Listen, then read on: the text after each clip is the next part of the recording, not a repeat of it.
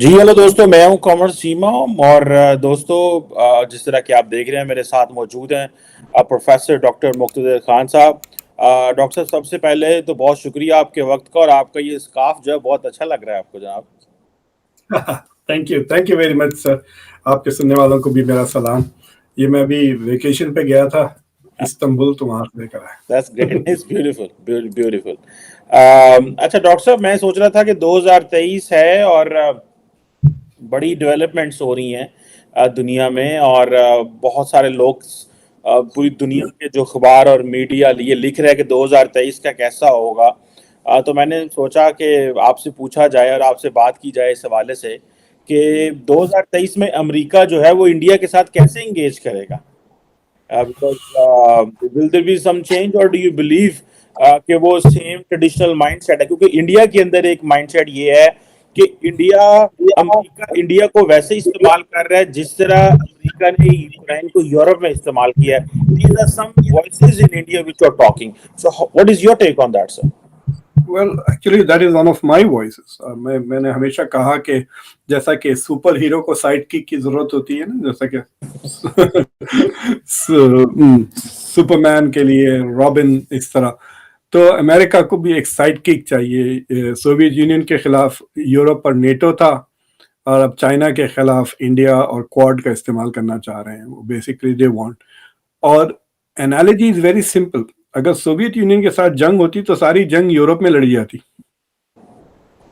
अगर जंग होती तो यूरोप की शहरें तबाह होते। अमेरिका के पास तो कुछ भी नहीं दिया था। और अगर खुदा ना खास्ता चाइना के साथ भी जंग होगी तो वो इंडिया के बॉर्डर पे पहले शुरू होगी। The battleground will be India. वहां पे होगी ना जंग। Where are we going to fight the Chinese? Los Angeles में थोड़ी लड़ाई होगी। So India should understand that very clearly कि ये ज्यादा घुसे नहीं है। बिकॉज अगर बहुत ही ज्यादा करीब आ गए, ऐसी नौयत आ गई कि जंग हो जाए, because Indians have to ask a question जो कोई उठा नहीं रहा सिवाय मेरे। ये मैं तीसरी चौथी बार कह रहा हूं, क्या Indian government is ready to get Indians killed to defend Taiwan? Taiwan की आजादी के लिए। देखिए, ताइवान इज एन पूरी तरह से आजाद मुल्क है। वो खाली उसका रिकग्निशन नहीं है ना। तो सिर्फ उस रिकग्निशन के लिए क्या इंडिया हजारों इंडियंस को मरवाने के लिए तैयार है? क्योंकि अगर जंग शुरू हुई तो वहां पे शुरू होगी। अमेरिका खुद से नहीं अटैक करेगा। अमेरिका विल क्रिएट सिचुएशन जहां हो सकता है कि चाइना घुस जाए ताइवान में। अब देखें, इस बार की जो नेशनल डिफेंस ऑथराइजेशन एक्ट जो है अमेरिका का, जो बजट पास किया, जिसमें काफी तवज्जो दी गई इंडिया के बारे में, बट उसमें $10 मिलियन ताइवान के लिए भी है। तो अगर India is America suppose to be maintaining strategic uncertainty वगैरह, और बट इट इज, मतलब ताइवान के लिए क्यों पैसे दे रहे हैं भाई हम? तो we are going to shore up the strength. अगर ताइवान और मजबूत हो जाता है, then it might be tempted to declare independence. देखिए, जिस दिन ताइवान को पूरी तरह से यकीन आ जाएगा कि अमेरिका मेरे लिए लड़ेगा, वो उस दिन इंडिपेंडेंट हो जाएगा। और अगर अमेरिका लड़ता है और ये Quad becomes what America wants it to be, then India भी तो चले जाएगा ना। जापान और इनको लड़ना पड़ेगा, ऑस्ट्रेलिया तो लड़ेगा। It has been a good ally of the US हर जंग में ना। तो जापान भी लड़ेगा। अभी कोई ऐसा कोई इवेंट इंडिया में, आजकल मीडिया वाले बड़े सिंपोजियम ये वो रखते हैं। तो उस सिंपोजियम पे मेरे ख्याल से, आई डोंट रिमेम्बर कौन सा था, किसी ने ये पूछा कि ये जो क्वाड है, एक्सटर्नल अफेयर्स मिनिस्टर जयशंकर से, कि ये क्वाड क्या ये एक स्ट्रेटेजिक पार्टनरशिप है या ये रेड क्रॉस है? तो जयशंकर ने जवाब दिया कि देखो, तुम रेड क्रॉस को अंडर एस्टिमेट कर रहे हो उसकी अहमियत। बट ही बेसिकली सेड कि जहां तक के इंडिया का सवाल है, India has been very very clever अभी तक, राइट? कि वो जो है सो अमेरिका उसको स्ट्रेटेजिक अलायंस समझती है, इंडिया उसको डायलॉग कहता है। तो अमेरिका की प्रायोरिटी है China through the Quad. India अब कोविड बना दिया है, एनवायरमेंट, इस तरह की चीजें। तो basically India is dancing around with the US on this issue के Quad is not a military alliance, Quad is not a military alliance against China. और एक खुद जयशंकर का एक मशहूर स्टेटमेंट है कि this century can not be an Asian century अगर इंडिया और चाइना के बीच में इख्तलाफ इतना शदीद हो, राइट। सो ये दो तीन चीजें बातें हैं। सो इंडिया सीज, तो अमेरिका की जो मतलब, अगर मुझसे पूछे, मैंने इसके ऊपर नेशनल इंटरेस्ट में एक आर्टिकल भी लिखा है, is India a reliable ally of the United states के नाम से, लास्ट ईयर। और मैं दोबारा वही सवाल, अगर अमेरिकन एडवाइस पॉलिसी मेकर्स मुझसे पूछे कि what should we do with India, मैं बोला दिस इज द टाइम कि भाई प्रपोज कर दें आप, अगर तू आती है तो शादी कर ले, वरना मैं दूसरे ढूंढता हूं। But the point is there is no alternative to India. किसके साथ, मतलब अगर अमेरिका और इंडिया का नहीं जमा तो दो चीजें होती हैं। एक, America will have to look for an alternative ally जो इंडिया के साइज का है ही नहीं वहां पर कोई, राइट। क्या रशिया है? रशिया से तो, रशिया अब तो वैसल स्टेट बन गया है चाइना का। So who is going to be America's main fighting partner? India nuclear power है, ऑस्ट्रेलिया और जापान नहीं है। इंडिया के पास 1 मिलियन से 2 मिलियन कितनी बड़ी फौज है, देखा, they have the fighting power on the ground also. और अभी 2 बार झड़पें हो चुकी हैं पिछले 2 साल में, which means India has shown the demonstration that they will not back off to China. तो और तो इंडिया का सब्स्टिट्यूट ऑल्टरनेटिव कोई है ही नहीं दुनिया में, एक नंबर वन। दूसरा, if India is not with the US then where is India? Is it neutral और इज इट विद चाइना? वो भी एक सवाल उठ जाता है ना, कि अगर देखिए ऑलरेडी रशिया को कंटेन नहीं कर सक रहा पूरी तरह से वेस्ट, क्योंकि India has not played ball on it, right. तेल खरीदना शुरू कर दिया, पूरी तरह से सैंक्शंस पूरी तरह से उतना असर नहीं कर चुके रशिया पर, क्योंकि India was not with the West on this issue. तो अगर चाइना के साथ भी इस तरह दबाव डालने की कोशिश करता है the US, then they need India. They can't have India playing autonomous role out there। तो this is the year where I have a feeling के ये सवाल सीरियस उठेगा कि Quad is a serious military thing that is going to challenge China's growing power, और it is just another dialogue.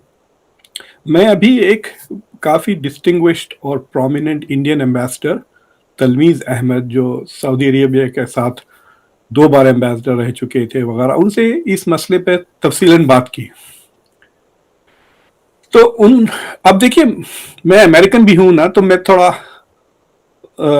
मतलब quad को American point of view से देख रहा था।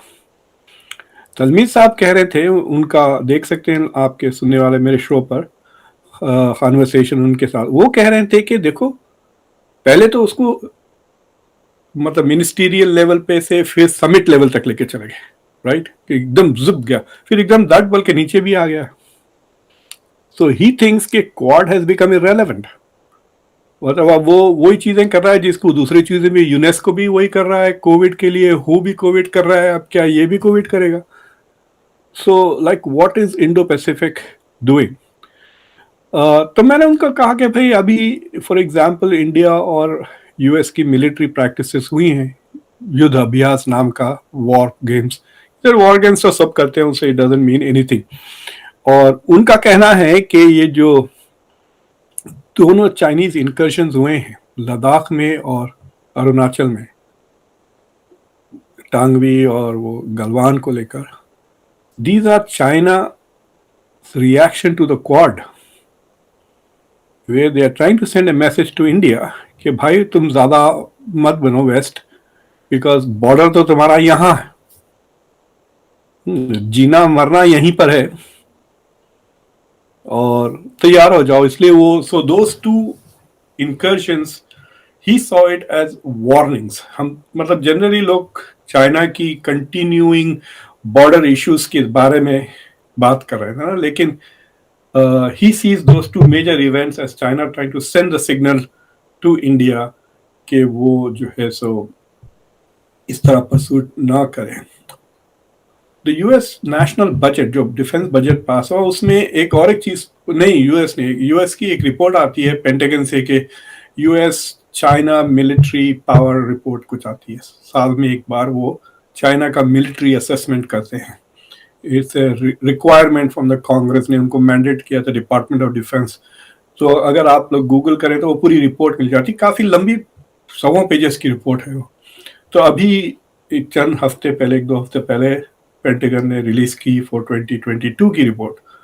तो उसमें एक दिलचस्प डिस्कशन था वेयर वो कह रहे थे कि China has objected to India's military proximity to the US के साथ जो चीजें हो रही हैं चाइना ने उसको अपोज किया है and has probably signal to India. तो मुझे लगता है कि 2023 में या तो Quad will resurface as an important thing या वो बैक बर्नर पे चला जाए.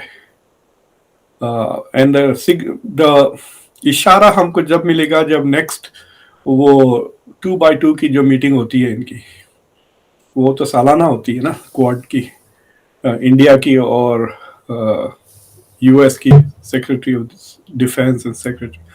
तो मुझे लगता है कि India will try to improve relations with the US के वो ज़्यादा से ज़्यादा करीब आएगा. जितना टेक्नोलॉजी मिल सकती है वो टेक्नोलॉजी लेने की कोशिश करेंगे. जितने दूसरी चीज़ें में कोऑपरेशन बढ़ सकता है they will try to increase all of that, want to become a close friend वगैरह. लेकिन I don't think India will get into a military alliance with the US. बिल्कुल ठीक है, वो तो इंडिया. हाँ. ये एडवाइस भी है कि ना करें. बिल्कुल ना करें. अच्छा डॉक्टर साहब, एक इम्पॉर्टेंट चीज ये है कि इस दफा मैं देख रहा था, जैसे कहते हैं ना हर साल कोई ना कोई जियोपॉलिटिकल वोकैबुलरी आती है. एक वोकैबुलरी जो कि न्यूयॉर्क टाइम्स और ब्लूमबर्ग वगैरह इस्तेमाल करते रहे, दैट वाज फ्रेंड शोरिंग. जी मतलब हाँ. कि जो है कि वहाँ पे न्यूयॉर्क टाइम्स ये कहता है कि फ्रेंड शोरिंग इज कि आप अपनी सप्लाई चेन उन ममालिक में ले जाएं जहाँ पे पॉलिटिकल क्योस की जो चांसेस हैं कम है. और ब्लूमबर्ग कहता है कि जो है हमें अपनी जो सप्लाई चेन है वो वहाँ ले जानी चाहिए जो अथॉरिटेरियन स्टेट्स नहीं है. अब जारी बात है, ये आप देखें कि एक प्रॉपर एनवायरनमेंट डेवलप हो रहा है अमेरिका के अंदर कि हमें चाइना को कैसे देखना है. अब इसी सेंस में अब ये जो सारी चीजें, ये जो फ्रेंड शोरिंग है, obviously technically this is either for India और फॉर वियतनाम और अदर एशियन पैसिफिक और उधर जो ममालिक हैं उनके लिए है. लेकिन प्राइमरली जो इंडिया है वो ऑफर कर रहा है. आप समझते हैं कि इस चीज को जेन में रखते हुए कि सप्लाई चेन चाइना से इंडिया की तरफ जा सकती है, चाइना कैन प्ले और China can disrupt it in so many ways. For example ये जो नए कोविड नंबर्स आ रहे हैं और बड़े बड़ी तादाद में नंबर्स आ रहे हैं, इससे भी सुना कोई इफेक्ट हो सकता है सप्लाई चेन में. तो चाइना जो है वो इंडिया को इसमें कोई फंसाने में या पनिश करने में या कुछ ऐसा करने में रोकेगा, क्योंकि at the end of the day सारा कुछ तो अगर चीन से निकल जाता है तो what is left with them, that is another challenge for China. देखिए येलन जो यहाँ की ट्रेजरी सेक्रेटरी है, G20 की मीटिंग से एक हफ्ता पहले वो इंडिया गई थी. तो वहां पे she use the phrase friend shoring और मैंने उसके बारे में काफी तफसीलन अपने शो पर भी बात की है. तो फ्रेंड शोरिंग तो नॉट ओनली चाइना के कॉन्टेक्स्ट में यूज रहा है बल्कि ये यूक्रेन और रशिया की जंग के कॉन्टेक्स्ट में भी हो रहा है कि आप इतने डिपेंडेंट हो जाएं. तो जो ग्लोबलाइजेशन जो हुई ग्लोबल इकोनॉमी की, आपको माल जहां से भी सस्ता मिला आप वहां से लिए. अगर रशिया आपको सस्ते में वीट दे रहा है तो आप वहां से वीट लेना शुरू कर दिया. आपके पास घर में वीट बनना बंद हो गई और आप पड़ोसी के साथ से भी नहीं ले. इस तरह से यू वेंट द मार्केट जहां पे आपको सबसे ज्यादा बेनिफिट मिली, जहां पे सबसे बड़ा मार्केट मिला वहां पे गए. Right, all of this happened. लेकिन अब ये यूक्रेन का जंग को ले लें, कोविड को ले लें और अब चाइना के साथ जो कॉन्फ्लिक्ट हो रहा है, ये तीनों चीजों की वजह से supply chains are getting disrupted. China के साथ जो सप्लाई चेन डिस्टर्ब हो रहा है, it is not so much because of the cold war scenario, but it is more because of COVID, zero COVID की जो पॉलिसी थी, वो जरा नया डेवलपमेंट है। तो इन तीनों का के वजह से पीपल आर आर्ग्यूइंग कि ग्लोबलाइजेशन अब खत्म हो गया है, इसके बजाय अब स्लोबलाइजेशन आ गया है। और ये स्लोबलाइजेशन के अंडर ये होगा कि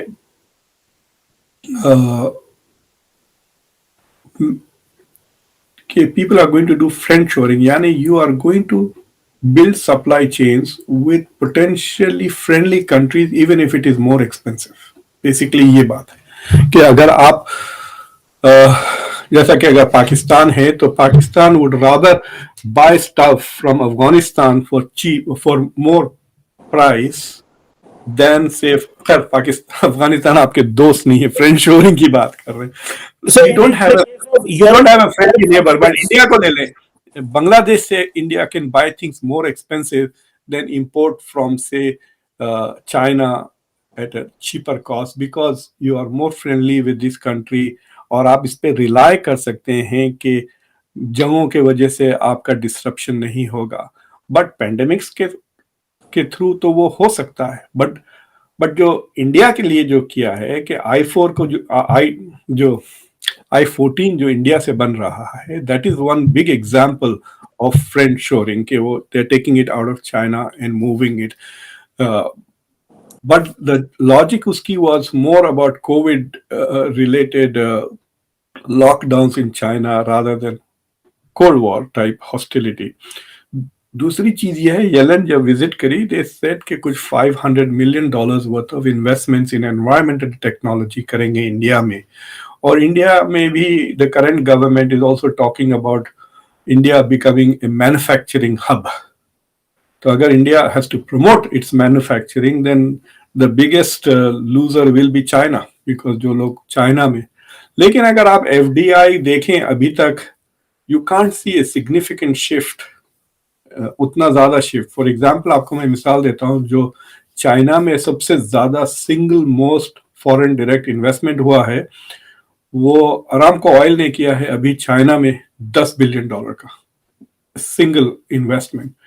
तो foreign direct investment is still going to China, and this is refinery के लिए गया है ना।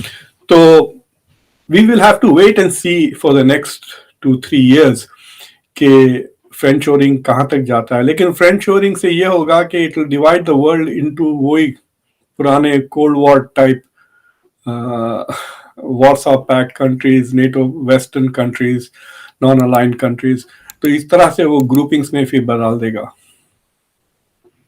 जी बिल्कुल ठीक कह रहे हैं, वो भी बिल्कुल एक है, वो इंडिया के लिए वो कॉन्टिन्यूसली एक चैलेंज है। लेकिन डॉक्टर साहब, आप कैसे देखते हैं कि ये हमने इंडिया अमेरिका के लिए तो बात की, आप क्या समझते हैं टॉप प्रायोरिटीज चाइना के लिए क्या होंगी इन 2023? आप समझते हैं इस स्टिल यूएस है जो काउंटर कर रहा है, इंटरनल जो फिशर्स हैं, शी जिनपिंग ने अपनी थर्ड टर्म तो एक्वायर कर ली, और लेकिन इंटरनली चाइनीज कम्युनिस्ट पार्टी में भी सुना मसाइल हैं, और डाटा के मसले हैं, इंटरनल भी चैलेंजेस हैं उनके। आप क्या समझते हैं, what are the top priorities for China and Xi Jinping वहाँ पे? How do you see things?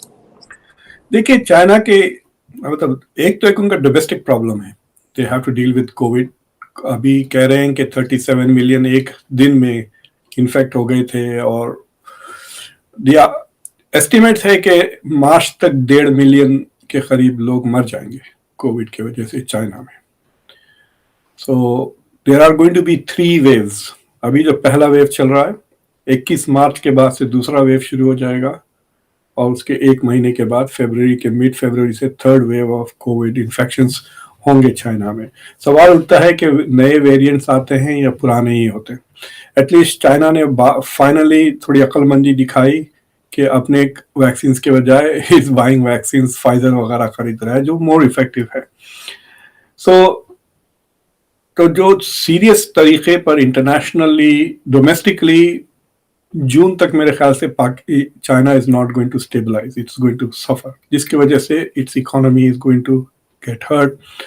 और चाइना की अगर इकोनॉमी हर्ट होती है, we are looking at something called 17, 15, 16% of the global economy it is going to affect Europe खासतौर से बहुत ज्यादा, और it might promote manufacturing to move. उतना आसान नहीं है मैन्युफैक्चरिंग मूव करना।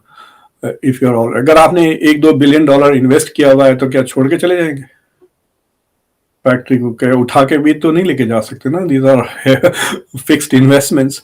सो yes, you might think of partial, जैसा कि अगर आप लेट्स से कि आप आईफोन 13 चाइना में बना रहे हैं, ठीक है, आईफोन 14 के लिए अगर नए इन्वेस्टमेंट्स लग रहे हैं तो that you can make it in India and start manufacturing there and others.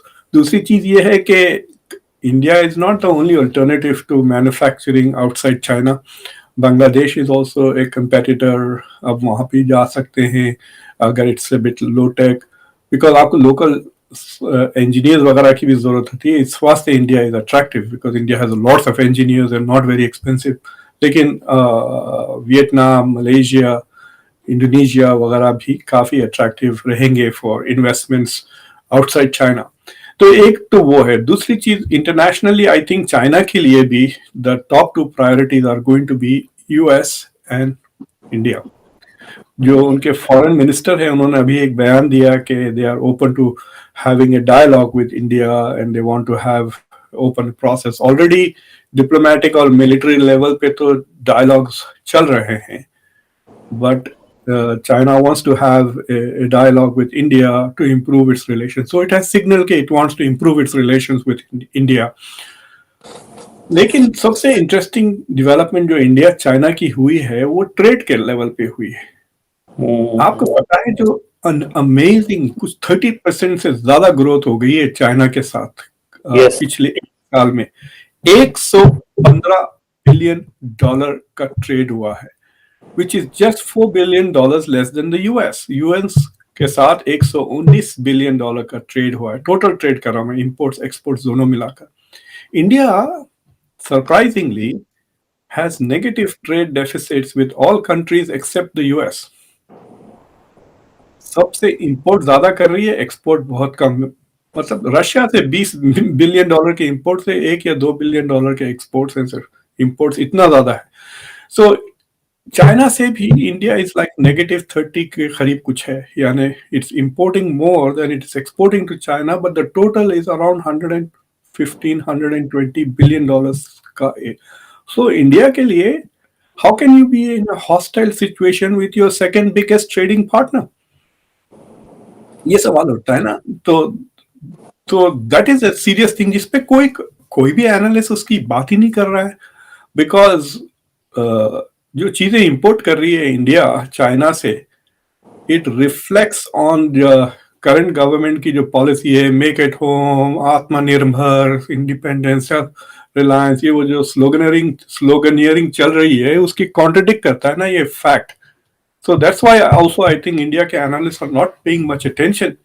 But the fact is कि India China का trade has grown। मतलब आप कह सकते हैं this is like a very good relationship. You could say, अगर आप trade को measure करें एक हिसाब से। By the way, इस साल इंडिया पाकिस्तान का भी trade has increased compared to last year. Volume बहुत low है, लेकिन it has increased. Volume बहुत like एक चंद 100 मिलियन में है, वो यहाँ पे 100 बिलियन। तो चाइना के साथ ट्रेड तो चल रहा है। I think India also might be open to have a dialogue.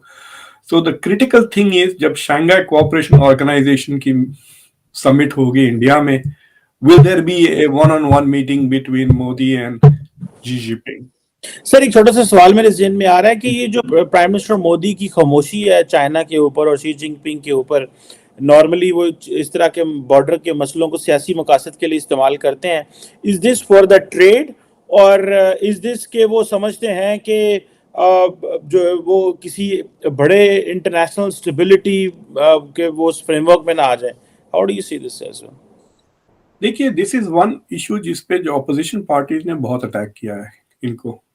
क्या 56 इंच का सीना है, बड़े बड़े बातें इन्होंने की थी, राइट? याद है आपको? फिर ये दोनों चीजें होगी। तो जिस तरह से ये गवर्नमेंट बात करती है, ऐसा जैसा कि चाइना बस कांप रही है इंडिया से डर के मारे। अगर कांप रही है डर के मारे तो बार बार क्यों अटैक कर रही है? राइट? इंडिया थोड़ी अटैक कर रहा है हमको, वो ही कर रही है ना, इनकरेज कर रही है, प्रोवोक कर रही है, वो चेक कर रही है कि क्या हाल है, इस testing response, I don't know what it is doing but it is provoking India.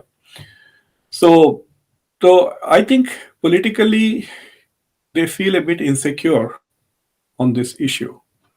और दूसरी चीज ये है कि आई थिंक कि इंडिया की फॉरेन पॉलिसी एस्टैब्लिशमेंट साफ कह रही है कि भाई आप जितना चाइना से पंगे लेंगे आप उतना अमेरिका की गोद में बैठ जाएंगे. So there is an distrust of America बहुत स्ट्रांग है इंडिया में, और there is also a bit of an anti American sentiment है, दुनिया का कल्चर ही बन गया है एंटी अमेरिकनिज्म. तो उसके वजह से भी I don't think India wants to is trying to keep this balance.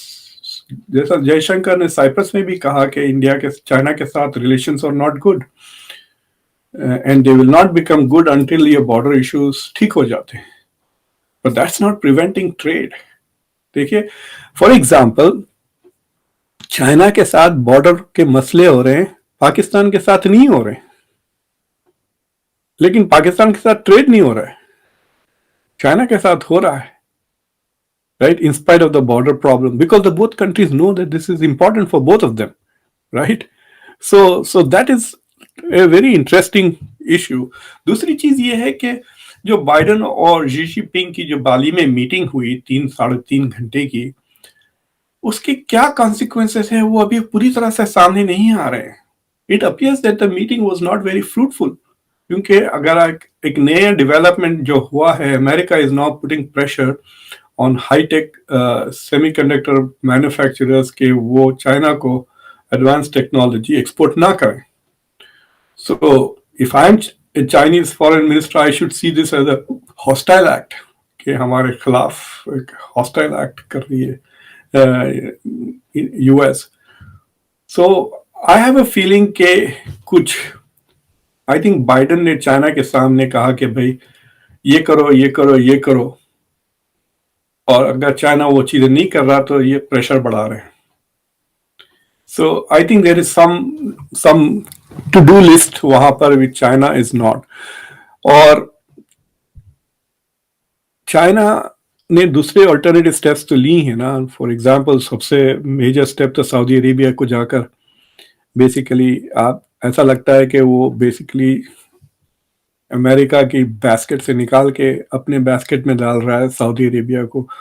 Saudi Arabia और चाइना का ट्रेड सऊदी अरेबिया और अमेरिका से कई गुना ज़्यादा है, मेनी टाइम्स. तकरीबन $70-80 बिलियन है, and they have promised to invest in each other. अगर चाइना सऊदी अरेबिया में इन्वेस्ट करना शुरू कर देता है तो it will be a big development. वो जो 34 अग्रीमेंट्स उन्होंने साइन किए हैं, I think if they act even on half of them, it will be a game changer. China will become a big player in the Middle East at the expense of the US. At the expense of the US. ये तो हमारा पिछवाड़ा था ना. अब वो हर एक inch जो चाइना को मिलेगा मिडिल ईस्ट में will be a loss for the US. वहां पे zero sum game you can talk about it in zero sum game sense. बहुत लोग कह रहे हैं कि no it's not a zero sum game.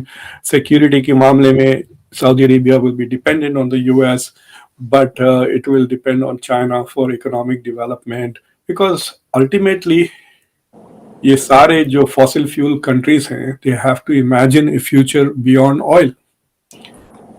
वरना उनकी क्वालिटी ऑफ लाइफ ऐसा जिट बोल के नीचे आ जाएगी. वही फिर ऊंट को फिर कैडिलैक बेच के ऊंट पे आ जाएंगे वापस by 2030 2040, right? So they are also looking forward to trade and other kinds of investments. Saudi Arabia, especially in agriculture, उनके पास जमीन भी है. If they can convert the deserts into arable land, जो wheat वो काफी they have invested in wheat growing and export करते हैं अब wheat वो.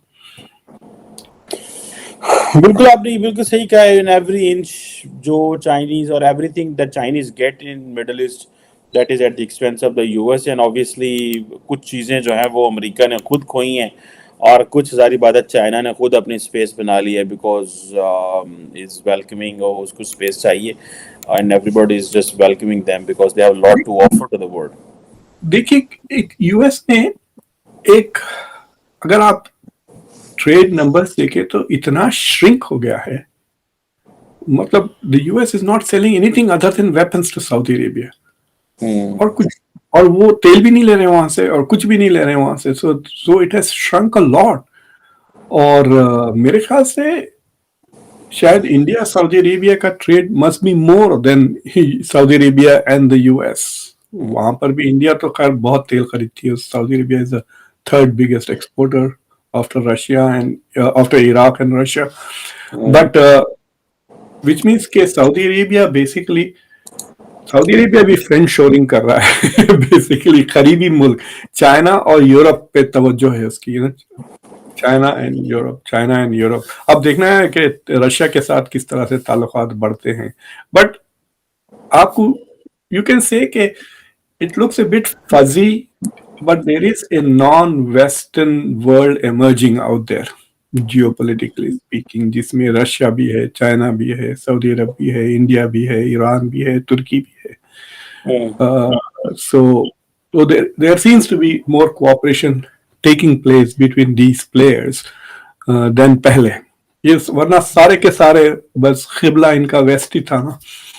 हाँ ये बिल्कुल, ये वैसे बड़ी इंटरेस्टिंग से डेवलपमेंट होगी, जो फरीद जकरिया ने भी कहा था कि there is a rise of the rest, predominantly it's not the fall of the west but there is a rise of the rest as well, because और चीज़ें जो हैं the factors जो कि नेशनल पावर में आ रहे हैं, जिसकी वजह से population globalisation and all that. देखिए डिक्लाइन नहीं हो रहा है खमर साहब। सो फॉर एग्जांपल, मैं कोई क्लास एक क्लास 4-5 साल के बाद पढ़ा रहा था, तो उसमें मैं I was refreshing some of the data that I was using, तो मैं देखा उसमें यूएस का जीडीपी मेरे पास 59,000 लिखा हुआ था in my notes and the US GDP is now 70,000 per capita. So it's not that the West is declining, the West is growing. US का कभी नहीं था 70,000 per capita. It's I growing. Relatively grow हो रहा है West. जी जी, मैंने ये Yeah. नहीं कहा वेस्ट इज डिक्लाइनिंग, मैंने कहा कि वो जो ये बात की जाती है ना कि शायद वो एक होता है ना हम कि एक आएगा तो दूसरा नीचे, ऊपर जाएगा तो दूसरा नीचे जाएगा, ये ऐसा नहीं है इस केस में। जी वेस्ट हाँ। वही है अपनी जगह, बल्कि मैं देख रहा था जो बड़े ट्रेंड्स हैं 2023 में, उसमें जो है वो ग्लोबल रिसेशन जो है वो यूरोप में तो शायद थोड़ा धक्का लगाएगा, लेकिन अमेरिका में उस तरह नहीं है, बिकॉज इनकी जी नहीं, कैपेसिटी है, इनके वो और चीजें हैं इनके अंदर। देखिए रिसेशन तो हमको नहीं तंग करेगा। 2023 Europe and Chinese economies are probably going to be suffering, and US and Indian economies will be the winners to some extent, including Saudi will also do well in 2023. But अगर आप देखें कि ये जो कोविड कोविड अगर control में नहीं आता चाइना में इस साल, तो China growth rate is going to be hurt significantly. एक वो होगा। दूसरा, अगर चाइना से मैन्युफैक्चरिंग बाहर चले जाती है, देन चाइना का जो अजम्पशन है कि it is rising and is going to challenge the US globally, वो that is not going to materialise. China ने कोई इंटरनेशनल ऑर्डर का विजन प्रेजेंट नहीं किया है अभी दुनिया को। Yes, they are saying that China is challenging the global order. No, it's not challenging the order, it's just challenging the balance of power.